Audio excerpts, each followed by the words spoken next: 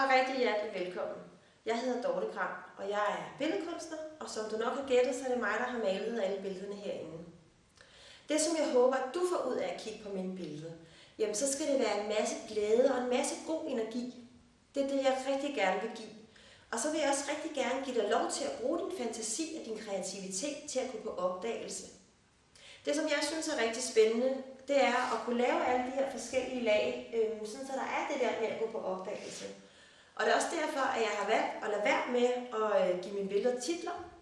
Fordi jeg synes, at vi mennesker, vi vil rigtig gerne have sådan nogle firkantede kasser, vi kan putte tingene ind i, fordi så kan vi forholde os til det.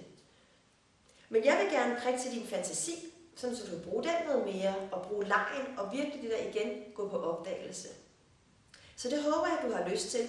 Og hvis du også har lyst til at blive mere kreativ, eller få kreativitet ind i dit liv, jamen så har jeg heroppe i min nyhedsboks, der kan du tilmelde dig, og så får du 5 tips om at blive mere kreativ, eller bare blive kreativ.